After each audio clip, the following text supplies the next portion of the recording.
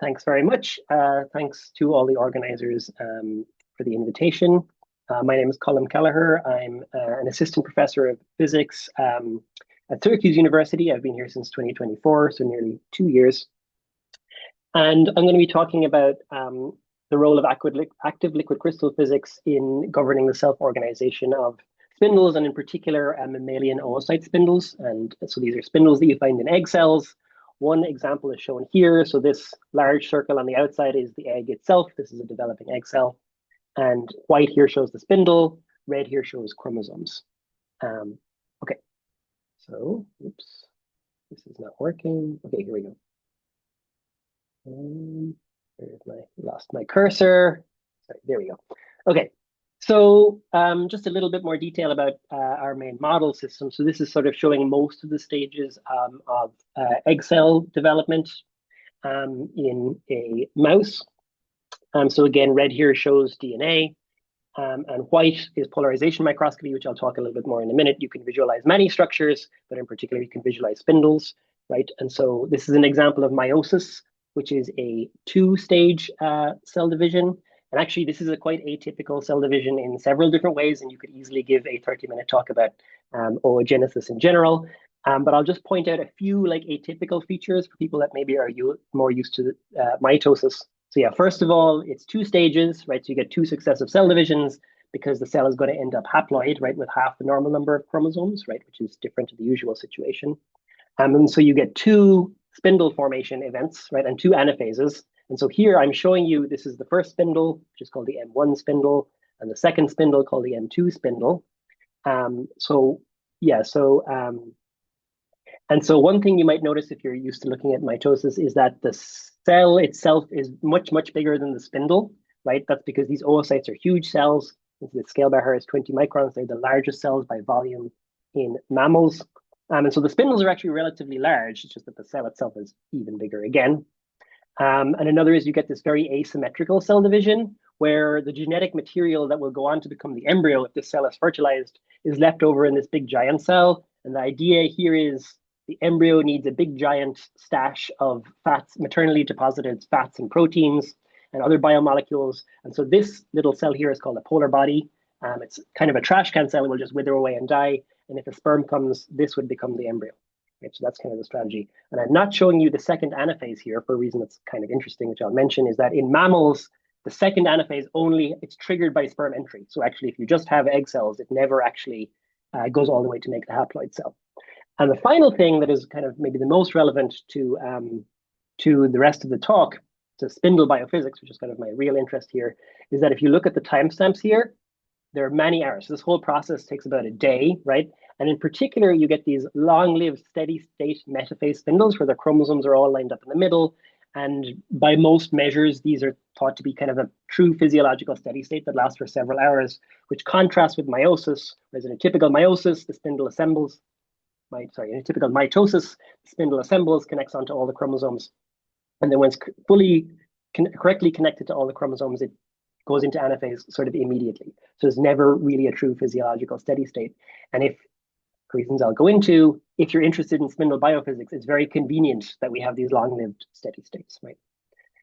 And so my general approach to modeling these things, so I'm a materials physicist, actually quite similar to Fritjof's approach, I would say, in sort of on the broad scale, sort of is this active matter approach, which is sort of inspired by, many work from many different people over the last 20 or 30 years.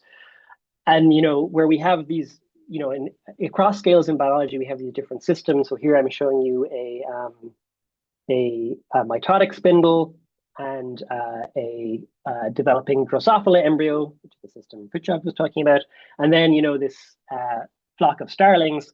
And the thing that all of these systems have in common is that the individual units can consume energy and produce forces locally, right? Which is also a focus of Fritjof's talk.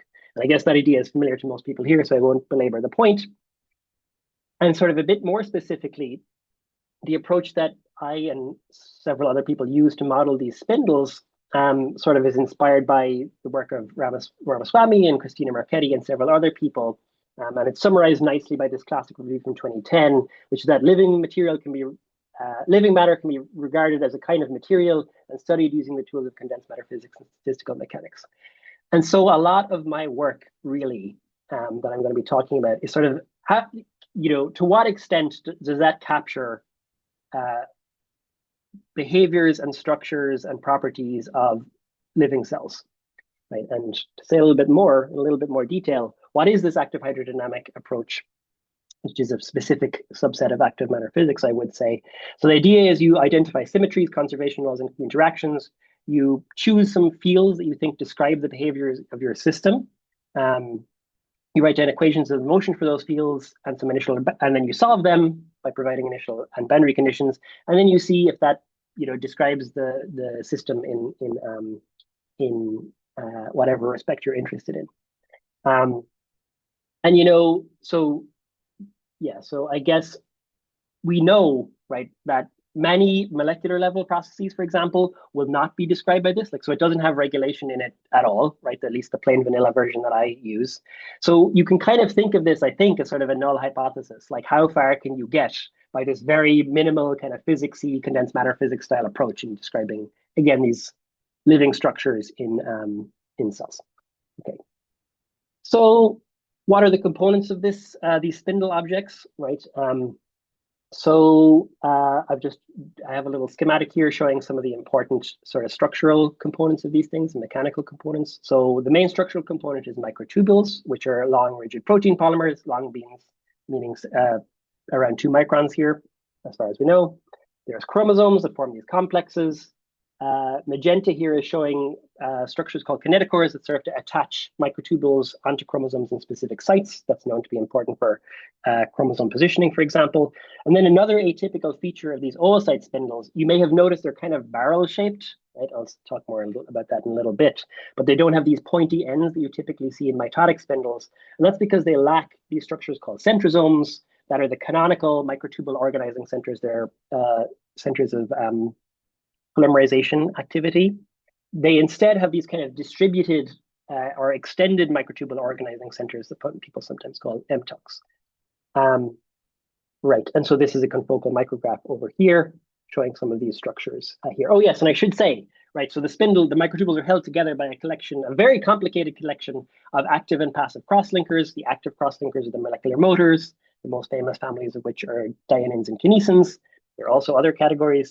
And then there's several families of passive crosslinkers that create just attractive forces between the microtubules also. Okay.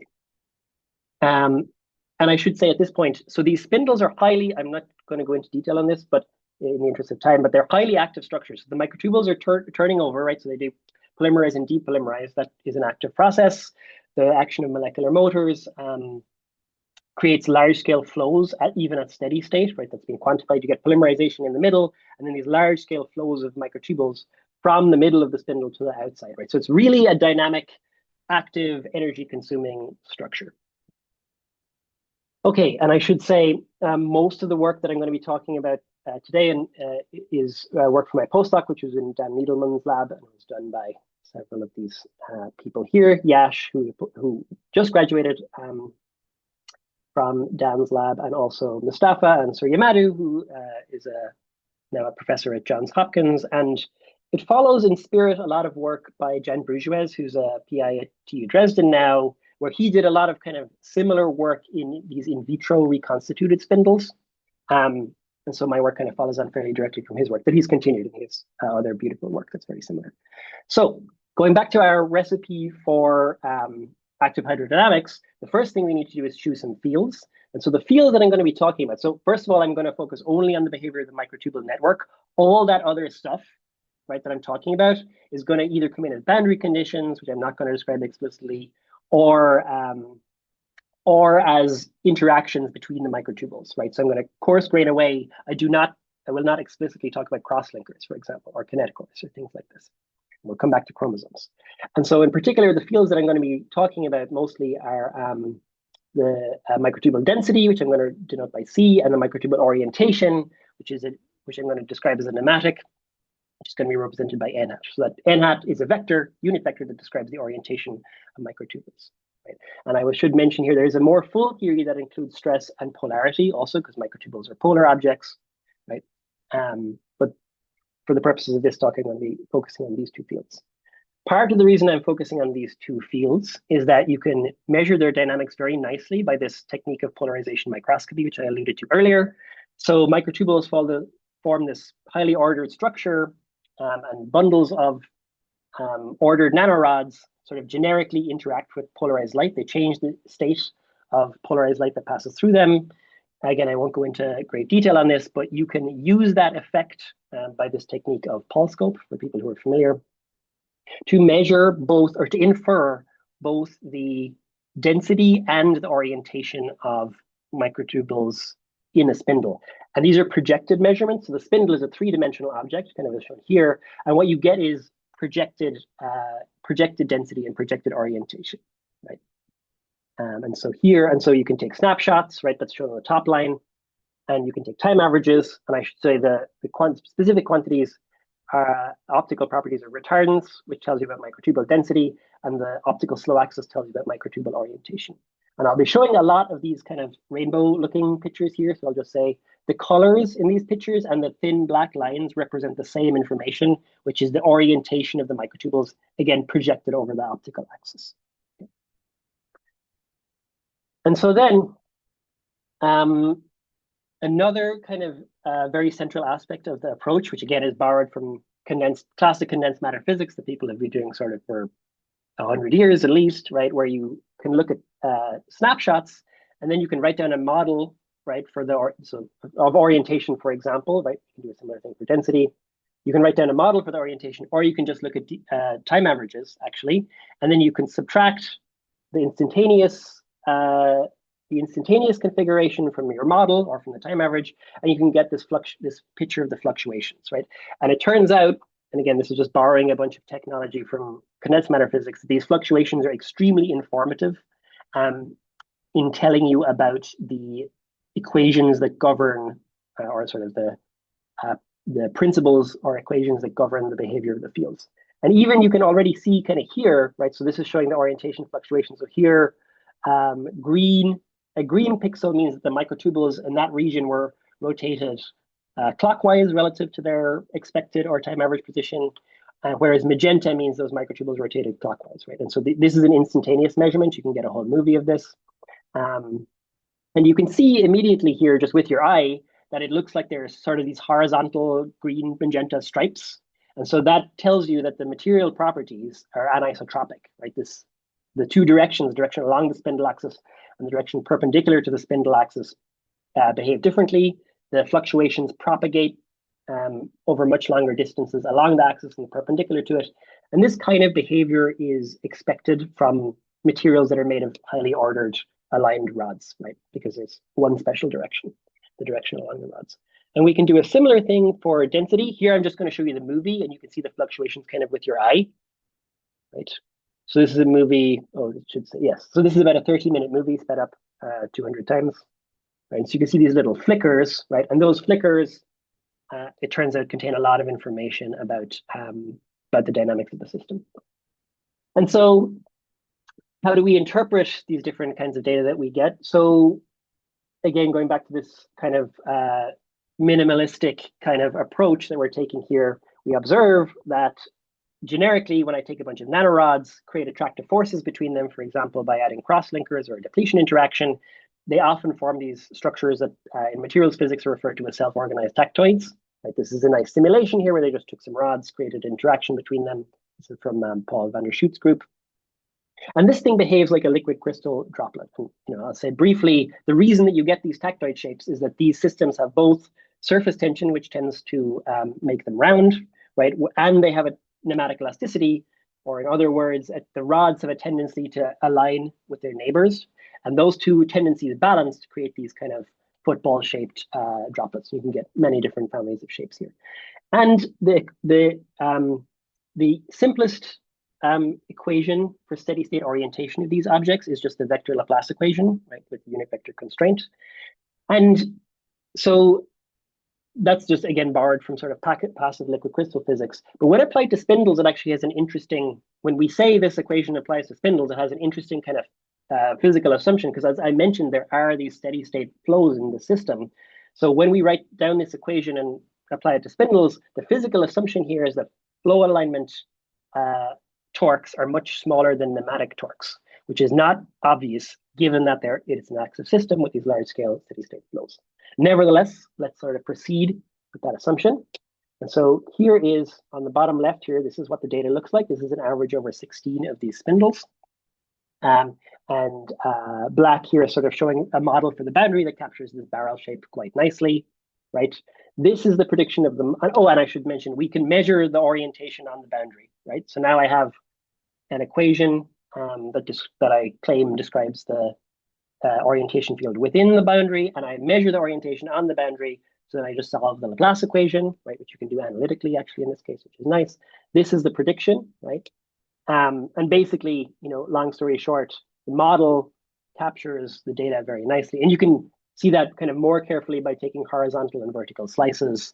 But, basically, this is a nice success.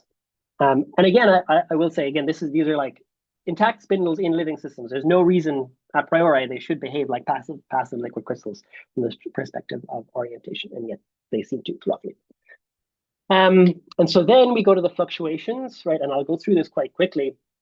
But the standard way of representing these fluctuations is in Fourier space, right? And if you're not familiar with this, this is correlation functions where basically these are ways of quantifying the correlations in space and time in these fluctuation patterns that you observe, right? So this is the temporal correlation in the long wavelength limit. These are the equal times. This is like a structure factor for people that are familiar with that terminology. And this is in two different directions. So again, X is parallel to the spindle axis, Y is perpendicular to the spindle axis. So here again, we're sort of looking for these differences in material properties in the different directions, right? Okay, I think that's all I want to say about that. Yes. Okay, and then similarly, you can do a similar thing for density, right? And these look, the temporal correlations look similar to before. I should have mentioned these black lines indicate slope 1/2. So these are 1 over omega squared or 1 over q squared decays. That's everything looked like that before, except here we get this interesting sort of plateau, right, at longest wavelengths in the direction perpendicular to the spindle axis. So again, which is again not surprising, right, because even in sort of passive systems, you would expect different material properties, but also microtubules, for example, are transported, right, along each other, so it sort of should go roughly along the spindle axis. And also the polymerization, right? They grow from each end. So you get these transport dynamics that should depend on the direction. Okay, so that's not surprising. Again. And so interestingly though, right, so this is sort of a pretty interesting thing that's really not obvious. If you look at the cross correlations, right, you do see that the two sets of fluctuations of density and orientation are coupled to each other, okay? And so then we try to write down some minimal equations that capture all of these different behaviors that we see. And so these are the equations, right? So this is much like simple relaxational dynamics, overdamped dynamics of a nematic, right? Again, in the 1 Frank constant approximation, we add in a random noise term to generate the fluctuations. And then in the for the density equation, it's sort of more complicated. We find we have to include microtubule turnover, which arguably is a kind of molecular level thing, but we need to include it. There's diffusion of microtubules, and I'm assuming it's isotropic here, but you can complicate that and put in different diffusions in the different directions if you want. And then sort of the most interesting term that generates this coupling between the fields is advection along nematic streamlines, right? Which is really a polar term. This term breaks the nematic symmetry, but it's sort of, it is reasonable that such a term would exist. Again, it should capture sliding of microtubules off each other, polymerization in the direction along microtubules, treadmilling, right? So many different molecular processes could be described by a term that looks like that, right? And then we use, so this theory has 7 parameters. We use 6 of them as fit parameters. This one was previously measured.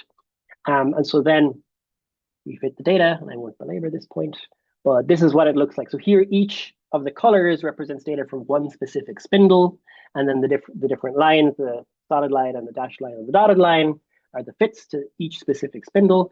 And I should say we use these 6 plots on the left to find the fit parameters, and then this one is a prediction. This one is not fitted, right? So the fact that you can fit from looking at the individual fields by themselves, and then you predict the cross correlation sort of is, I think, a good hint that this, there are other models one could write down, I guess I should say.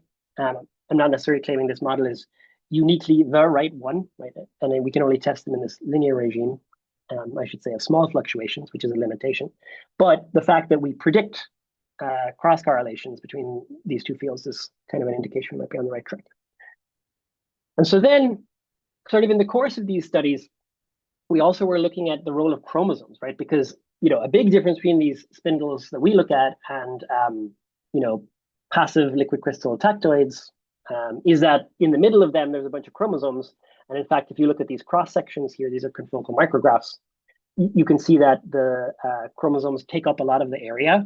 And not only that, right, but if you look at the micrographs in the direction along the spindle axis, you see that there are these big holes that we call voids that sort of extend most of the way along the length of the spindle.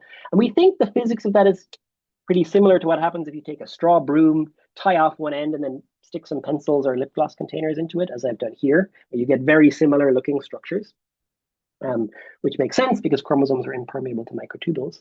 And as we were doing that, we sort of noticed this interesting thing that these chromosomes are not randomly arranged. They're anti-correlated in space, or to put it another way, no chromosome comes too close to the surface of its nearest neighbors. And in fact, they're separated by 1 or 2 microns, which is much bigger than proteins and much bigger than like electrostatic interactions can propagate in salty materials like cytoplasm. And you can quantify that with intensity correlations. But basically, you can see the idea here with your eyes that these white blobs are not randomly positioned or just consistent with like a excluded volume, for example. They appear repulsive, right? And you can simulate that also by putting some ellipsoids or whatever. Oh, I should mention one other thing. You can also see that the white blobs, so they're not spheres, they have some aspect ratio, and the long axis typically points outwards, right, along on the outer area, which again is kind of consistent with what you would expect from repulsive ellipsoids.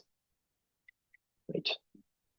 And the model that we came up for this, and this is sort of a model by exclusion, this is the only thing that we can kind of think of, is that each chromosome creates this void, right, because it's impermeable to microtubules, but then on the surface of the void, there's a boundary condition, and that leads to deformation of the orientation field in the vicinity of the void. But now when I have 2 voids, right, those, you can just write down the total deformation you would expect. In 2 dimensions, there's very nice technology within passive liquid crystal theory to do this.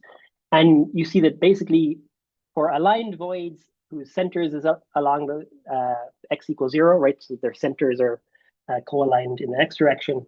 Then you always get repulsive interactions, right?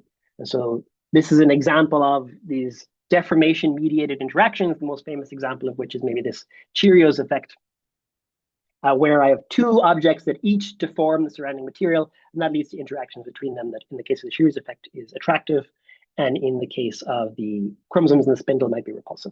And I'll finish up there. But the takeaways of this is that, so the active liquid crystal models predict steady states in orientation and fluctuations of orientation and density fields.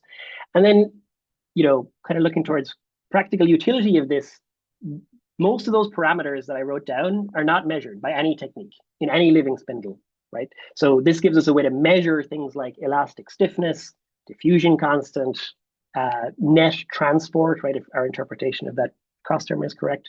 And then these deviations, for example, what the chromosomes are doing, right, making these holes, point towards this interesting biology or biophysics, right? So these mechanisms of organizing chromosome position, for example. And I didn't talk about it, but we have a recent paper in PNAS where we look at more detail about those kinetochore structures and microtubule, these the microtubules that attach to those kinetochores don't follow this theory, right? And that's also interesting, right? So like deviations from this theory also maybe tell us about specific molecular level or regulatory kind of mechanisms. And that I'll stop. And okay, yes, I'll say we're working on further problems in my lab. You should talk to me about it afterwards. This is my lab at Syracuse University. Thank you very much. Thank you, Colm, for a wonderful talk. Once again, I'm going to ask you questions that are there in the chat already. But if you have a question for Colm, please feel free to raise your hand and I can call on you to ask your question directly. So there is a question from Karina, and she's asking, I think you mentioned that the microtubules are polar. Does it matter in practice that liquid crystal theory assumes pseudo-vector symmetry? Yes, I don't know if that question was before I got to my equation slide. So actually, I yes, think so. It was in the first half. this is a subtle point, but the structure of this theory is kind of funny, and it maybe isn't a thing you would naturally write down coming from physics. This is really inspired by what we know about microtubules. So in this theory, right? So the microtubules are polar. That's definitely important for lots of stuff. And in our theory, the way we handle that is we say their orientation is set by nematic elasticity up to this symmetry, local symmetry, n hat to minus n hat that you're referring to, I think. But then the concentration equation actually is polar. So I'm implicitly invoking a polar field here that takes the kind of rods and puts an arrow on them locally, right? This V here is picks a direction in space. And actually, we're really not sure. I should say, I'm really not sure. My biggest question with this whole framework, I'm not sure if this is the correct term here because we don't. I can say more about that later. But yes, that's how we handle the fact that microtubules are polar in the theory. It may not be the best way. Thank you. Next question is from Frithoff, and his question is, the model for repulsion assumes that the microtubules actually are anchored tangentially along the chromosomes. Is this actually true in the experiment? Don't know. Would love to know. We're working on with the group of Steffi Redeman, who's doing electron tomography of these things, where they can see the individual microtubules. So yeah, we don't know, but we're trying to measure that. Thanks. Okay, so we have time for a few more questions. Next question is from Siroe, and the question is there any symmetry breaking in this problem, saying n going to minus n is breaking? So if so, what are the observable consequences of the symmetry breaking? You mean that the full theory doesn't have nematic symmetry? Is that what the question? I'm not sure I understand the question. Siroe, do you want to unmute yourself and ask or clarify? Yeah, thank you. So from your this equation, this partial C over partial T, you have a term like a V1 C and a n hat. I think this because if n goes to minus n, this term will change its sign. So Correct. so I'm wondering that if this breaks the symmetry of n goes to So minus. yes, this term breaks nematic symmetry. This is not a full nematic theory. Really, it's a polar theory. Yeah, because if it's a continuous symmetry breaking, then it will produce some ghost modes, but it's a discrete symmetry breaking. So I'm wondering if there's any observable physical consequence of this or I not. mean, maybe I might be getting into territory that I don't understand the math here well enough, but it's not a spontaneous symmetry breaking. Really, what's going on is there's a polar field. The real field is polar, Okay. right? Yeah, yeah. So it's not like a spontaneous symmetry breaking situation. It's just I'm not talking about the real field explicitly. I'm talking about it in this sort of a somewhat ad hoc way. Oh, okay. Thank you. Thank you. And we can take this up more for discussion in the next 10, 15 minutes. Okay, so with that, I think, thank you, Colm and Fridtjof one more time. Thank you, both of you, for wonderful talks. We will stop recording and take the remaining questions and have an informal discussion, right?